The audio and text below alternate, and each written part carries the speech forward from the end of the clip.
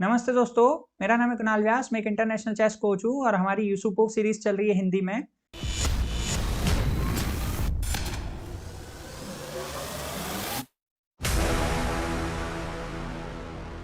आज के इस वीडियो में मैं आपको बताऊंगा कि फोर्सिंग मूव्स क्या होती है। फोर्सिंग मूव्स मतलब ऐसी मूव्स जो अपोनेंट के लिए फोर्स होती है, जिसपे अपोनेंट को फोर्स रिप्लाई करना पड़ता है। इसके टाइप्स होते हैं जैसे कि check, capture, threat and pawn breaks. तो ये जो एग्जांपल है गाइस, ये वाला जो एग्जांपल है, इसमें हम लोग अटैकिंग मूव्स देखेंगे। फोर्सिंग मूव में अटैक वाली जो फोर्सिंग मूव है उसका यूज करके हम कैसे गेम को विन करते हैं वो देखेंगे, या कैसे एडवांटेज लेते हैं। सो नाइट C3 गाइस, रुक पर अटैक है तो रुक को फोर्सफुली रिट्रीट करना पड़ रहा है। अगर वो रिट्रीट नहीं करता है तो वो यहाँ पर जा सकता है C5 स्क्वायर पे, लेकिन C5 स्क्वायर पे जाना ही पड़ेगा क्योंकि अगर वो रिट्रीट करेगा तो A5 पॉन जो है वो कैप्चर हो जाएगा C4 नाइट से। सो यहाँ पर rook C5, then knight E4, again threat guys. तो ये टाइम गेनिंग मूव्स भी होती है। देखो, हम अपोनेंट को टाइम नहीं दे रहे हैं कुछ भी, कोई भी इधर दूसरी जगह ला करके इस A5 पॉन को वो प्रोटेक्ट कर सके। सो रुक B5 इस फोर्स हो गया guys. Then night D6, again हमने उस पर अटैक किया रुक पे। देन रुक C5 and then night B7। उसके बाद में गाइस रुक C7 and night cross A5। And simply हमने क्या किया, एक पॉन विन कर लिया। और एंड गेम में तो पॉन विन करना काफी इंपॉर्टेंट हो जाता है। और उसके बाद में ये हमारा बी पॉन पासर हो गया, तो ये गेम इजीली कन्वर्ट कर लेगा वाइट। चलो अब हम लोग नेक्स्ट एग्जांपल पर चलते हैं। गाइस, ये जो एग्जांपल है ये भी बहुत इंपॉर्टेंट एग्जांपल है। यहाँ पर व्हाइट ने प्ले किया E4, पॉन ब्रेक वाला जो फोर्सिंग मूव है वो यहाँ पे यूज किया।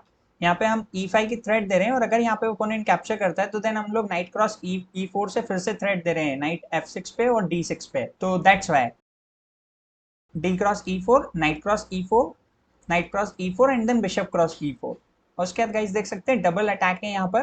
तो अब अपोनेंट को या तो रुक बचाना पड़ेगा या H7 पॉन। तो वो कुछ भी बचा सकता है, एक जैसे knight D5 then bishop cross H7 check. And simply guys यहाँ पर व्हाइट को थोड़ा सा एडवांटेज मिल गया इस पोजीशन में। चलिए अब हम लोग नेक्स्ट एग्जांपल पे चलते हैं।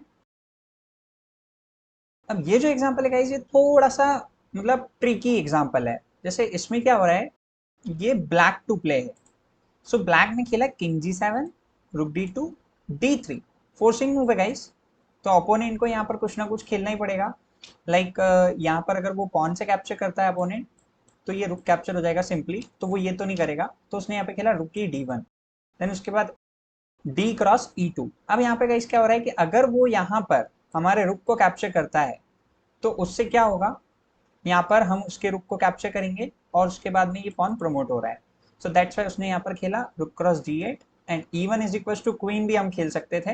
रुक cross E1 and king H2 and then rook to B1। ये भी हम इस तरीके से भी जीत सकते थे। और दूसरा हम किस तरीके से विन कर सकते थे इसको, ये हमारे अपोनेंट ने यहाँ पर प्ले किया। अब हम लोग यहाँ पर ये भी प्ले कर सकते थे। ये काइंड ऑफ इक्वल पोजीशन रहती, मतलब ब्लैक की तो प्लस रहेगी क्योंकि ब्लैक एक पॉन अप है, बट इस तरीके की पोजीशन होती थी। चलिए अब हम लोग देखते हैं वो इवन वाले वेरिएशन में क्या हुआ। टेक्स टेक्स, इसमें ये चेक का यूज करके हमने यहाँ पर पोजीशन दोनों सेम ही आई है, लेकिन इस पोजीशन में हमको फोर्सिंग मूव का एडवांटेज लेने से ये फायदा हुआ है कि हमने यहाँ पर बी पॉन पे इमीडिएट अटैक कर दिया है। तो ये हमारे लिए थोड़ा सा प्लस पॉइंट हो गया है। जैसे लाइक रुक D4, उसके बाद में B5 एंड उसके बाद में अब B4 पॉन तो कैप्चर हो ही रहा है। रुक cross B4, bishop cross C4, रुक क्रॉस C4 एंड देन उसके बाद guys H5, very important move. उसके बाद रुक B6, then B4, king G2 and G5। ये भी गाइस इंपॉर्टेंट मूव है क्योंकि यहाँ पर हमने अपोनेंट के F4 को स्टॉप किया है। So king H2, then H4, king H3, G into H3, F into G3 and guys king F8, very important move। rook B5, F6, rook B7, king E8, rook A7, B3, rook B7 and then rook to C3, king G4 and then king D8, king F5, king C8 and rook B4, then rook into G3, king into F6। अब guys यहाँ पे क्या हुआ है, actually दो पास pawn यहाँ पर create हो गई है ब्लैक की। तो ये गेम इजीली अब ब्लैक का विन हो जाएगा। Like king D7, king E5, king C6, rook B8 and king C5 and simply win this game। चलिए अब हम लोग नेक्स्ट एग्जांपल पर चलते हैं। गाइज ये भी फोर्सिंग मूव का ही एग्जांपल है। और फोर्सिंग मूव मतलब check, capture, threat, pawn break. तो यहाँ पर हमने चेक को यूज किया है, rook into B3 check, king C2 and then rook D3। Very important move guys. यहाँ पर हमने क्या किया है, ये जो चेक आ रही थी D8 से उसको हमने यहाँ पे स्टॉप कर दिया, प्लस हमने अटैकिंग मूव का यूज किया है, और प्लस हम यहाँ पर हमारी क्वीन को यहाँ पर ले जाकर के चेकमेट लगा रहे हैं। सो क्वीन यहाँ पर गई B2 and then queen D5।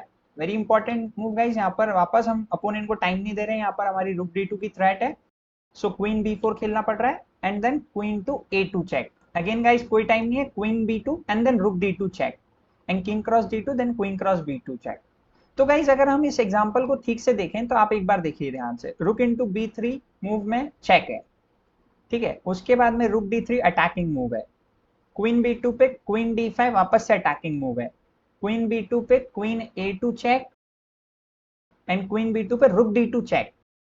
So king cross D2 and queen cross B2 check and simply win this game. अब ये गेम ब्लैक सिंपली विन कर लेगा, और वो कैसे करेगा, वो इस तरीके से करेगा। ओके गाइस, अब यहाँ पर ये खेलना पड़ेगा एंड देन ये, देन ये एंड देन ये। चलिए अब हम लोग नेक्स्ट एग्जांपल पर चलते हैं। ये एग्जांपल वाइट टू प्ले है, और वाइट ने यहाँ पर फोर्सिंग मूव्स का बहुत अच्छा यूज किया है, तो काफी मतलब बहुत ही इंटरेस्टिंग एग्जांपल है ये। यहाँ पर वाइट ने खेला है रुक D7। What a brilliant move actually.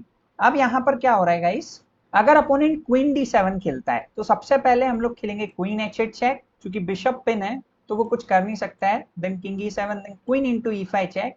अब वो बिशप E6 या क्वीन E6 कुछ भी मूव प्ले करे, then queen into B8 and simply win the game. Okay, लेकिन अगर वो यहाँ पर नाइट D7 खेलता है तो क्वीन ने बिशप का रास्ता, नाइट ने क्वीन का रास्ता ब्लॉक कर दिया, सो क्वीन क्रॉस F7 मेट हो गई। चलिए तो अब हम लोग ये एग्जांपल पूरा देखते हैं, रुक D7। अब इसमें हम लोग क्वीन D7 वाला वेरिएशन देख रहे हैं, queen D7 then queen H8 king E7 queen into E5 queen E6 queen C7 check. ये भी एक बहुत इंपॉर्टेंट मूव आ रही थी गाइस। अगेन हम लोगों ने फोर्सिंग मूव का यूज किया, हमने डायरेक्ट रुक को भी कैप्चर नहीं किया, मतलब हम यहाँ पे और एडवांटेज लेने वाले हैं। So king F8 then queen cross B8 check, again check. So king G7 then B3। What a brilliant move. B3 से गाइस हमने ये भी रोक दिया अपोनेंट का जो हमारे पर थ्रेट आ रही थी। So queen into E4 then queen into B5 then queen into G2 and then queen to E5 check king G8 and then queen to F4। Very brilliant move guys, queen D5 queen into F7 queen into F7 rook into F7 king into F7 and then B4।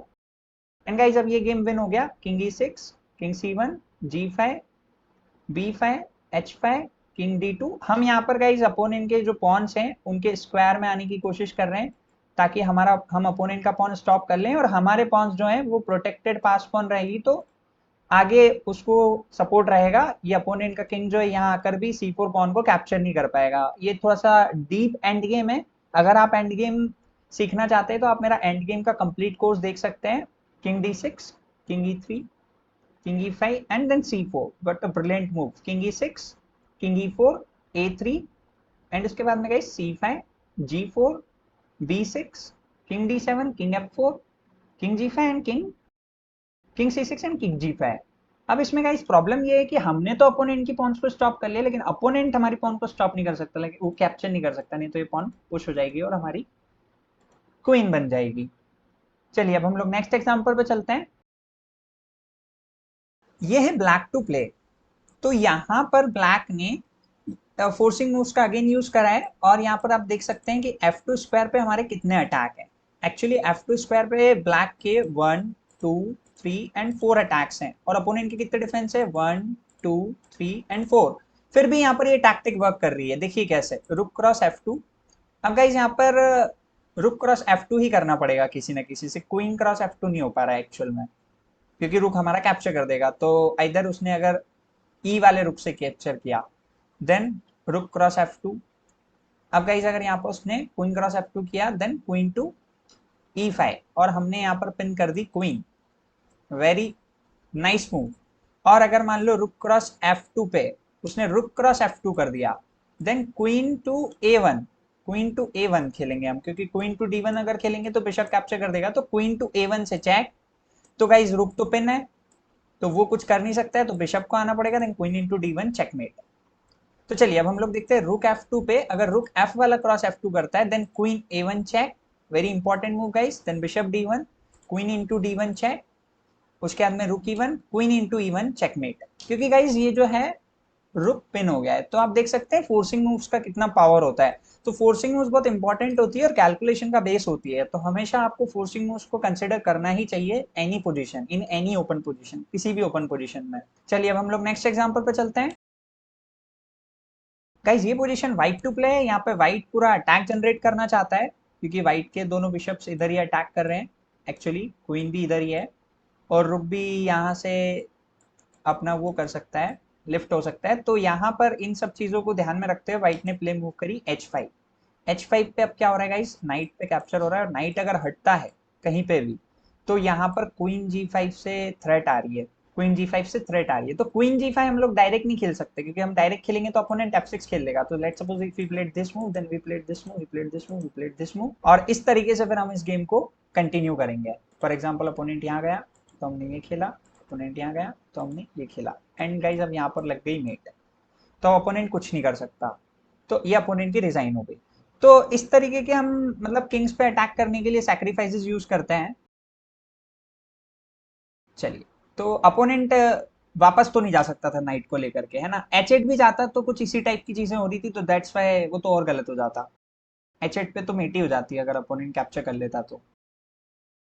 For example night H8, then bishop into G7, king into G7, queen G5, and then knight G6, then H6, then king to H8 या king to G8, then queen to F6, and again it's a mate है। चलिए तो अब हम लोग H5 वाली position पे फिर से आ जाते हैं।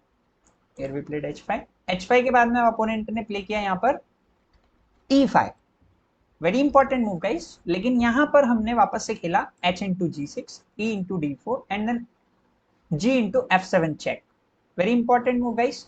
अब यहाँ पर अपोनेंट को किंग H8 खेलना ही पड़ रहा है, फोर्स है। अगर किंग H8 नहीं खेलता है, लाइक रुक F7 खेलता है, तो बिशप F7 चेक, तो चेक है तो कैप्चर तो करना ही पड़ेगा, क्वीन F7 या किंग F7 कुछ भी। एंड उसके बाद गाइज ये जो है ये C into D4, और हमारे पास में 2-2 पासर्स हैं, 2 कनेक्टेड पासर्स हैं, तो काफी अच्छा गेम रहेगा ये व्हाइट के लिए, और व्हाइट एक्सचेंज भी अप है इस पोजीशन में। तो चलिए हम लोग H5 वाली पोजीशन पर फिर से आ जाते हैं। H5 पे अपोनेंट ने प्ले किया E5, then H cross G6, E cross D7, G cross F7 and king H8, and then rook cross D4। क्योंकि गाइज अभी हम पॉन से नहीं कैप्चर कर सकते थे, क्योंकि हमारा E4 पॉन कैप्चर हो रहा था, तो ये हमारी मजबूरी थी कि हमको यहाँ पर रुक इंटू D4 खेलना ही पड़ा, मतलब फोर्स हो रहा था हमारे लिए। Thank you for watching this video. अगर आपको वीडियो अच्छा लगा है तो प्लीज लाइक एंड सब्सक्राइब जरूर करें।